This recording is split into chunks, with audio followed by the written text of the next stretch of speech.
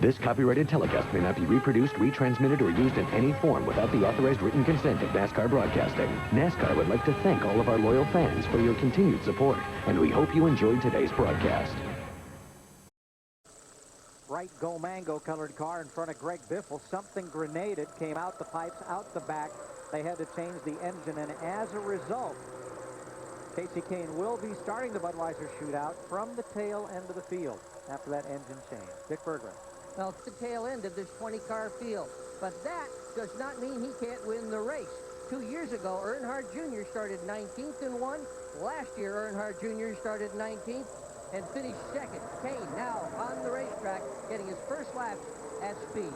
And the last image we showed you of the first hour of practice, Darrell, was the right rear tire off Dale Jr.'s car, and it was pretty well shredded. Boy, I tell you, that's the one thing that I saw during that 1 hour practice that really bothered me.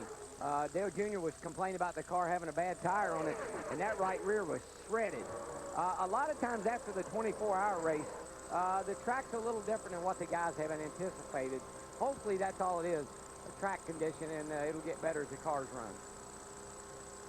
And just to expand, even though this is a special event, NASCAR still mandates the one-engine rule. That means if you change your engine for whatever reason, even though these cars didn't qualify for this race, they actually drew out of a pot to where they would start this race.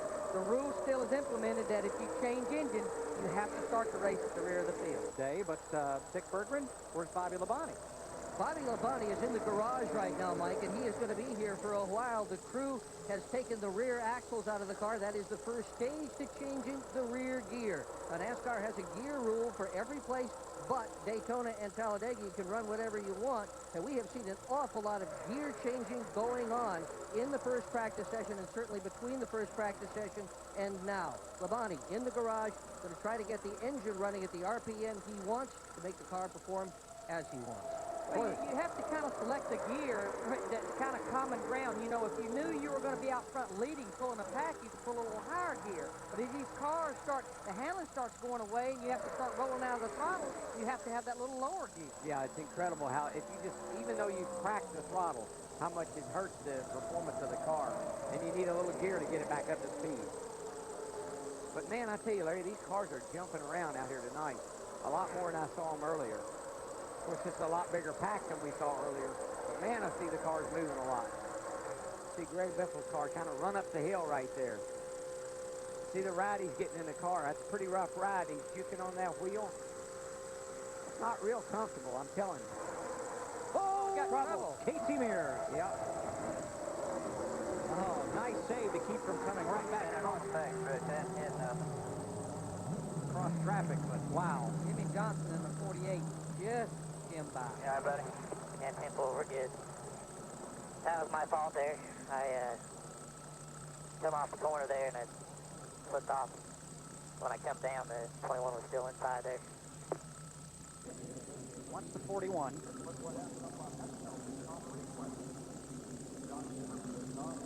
Yeah, the 21, Ricky Rudd, you can see it damaged his right front fender and his left front fender. He was coming down under Casey. Casey cut down.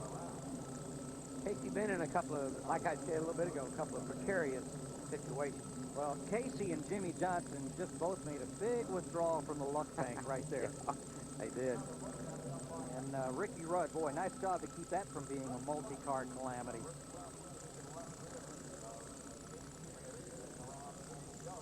Yeah, good job. Very good job. Steve? Mike, I was listening to Ricky Rudd on the radio, and he said that the lap before that the 41 of Casey Mears had gotten into the back of it pretty hard. So apparently Casey's been pretty aggressive out there in this session. And guys, what happened over there on the backstretch is a lot on the spotter's shoulder. But at night, this place, I've spotted here, I spotted in the truck race, it's a different perspective, and it's about a mile and a half. It's the reason a lot of teams in the race will use a second spotter on the backstretch. Yeah, it was. Jeremy Mayfield just climbed the hill. Yeah, he's out of fuel, too. Yeah, now we got a handle on this now, folks. When we see them slowing down, I guess they're out of fuel. And again, they'll have to make a pit stop in that 50 laps, knowing that they can run about 35 laps on fuel. Look at that quarter panel, that right rear quarter panel. Something happened there. This afternoon, it was the first official time this season that all the Cup cars, or all the Cup car stars in the Bud Shootout, were out on the track running in the draft. And the first guy to run into some trouble was Kasey Kahne, the one who is a rookie for the shootout. His car was bottoming out, and they had to take it in behind the garage and do a little bit of work, grinding down the undercarriage of the car, but that was not the end of the trouble for Kasey Kahne. He got back out on the racetrack, and the engine gave way. Right in front of Greg Biffle. Biffle and everybody else were able to get by, but Kasey Kahne lost the motor and has to go to the back of the pack. Now, a couple of teammates leaving nothing out on the racetrack. Bobby Labonte and Tony Stewart, side by side, they touched, but that was just part of practice, as Bobby Labonte put it later. A couple of guys with Hendrick horsepower underneath their hood paced away in the early practice session, and this was something that gave many teams concern. This is one of Dale Earnhardt Jr.'s tires, after just 31 laps at Daytona, looked like it gave way. On to the nighttime practice session, which got underway a little bit late. Red flag once again as Kasey Kahne went for a wild ride. Tapped Ricky Rudd on the outside quarter panel. Again, Kasey did a brilliant job to save the car and not cause any more problems. Casey Mears, I'm sorry, the other Kasey. And Michael McSwain, Fatback, took exception to what Kasey did on the track. Ricky Rudd accepted the apology. Now, more racing out there on the racetrack as you see Kasey Kahne in the backup car. And once again, the same cars were fast as were in the earlier session. And that should not surprise you, Ken Squire, because if you watched our testing shows here on at Daytona a couple weeks back, the toasted moment, and today we're going to accentuate the positive story from today's practices for the Bud Shootout, where Joe Nemechek, as he paced both practices at better than 191 miles per hour. Folks, stick with us. We still got a lot. This copyrighted telecast may not be reproduced, retransmitted, or used in any form without the authorized written consent of NASCAR Broadcasting. NASCAR would like to thank all of our loyal fans for your continued support, and we hope you enjoyed today's broadcast.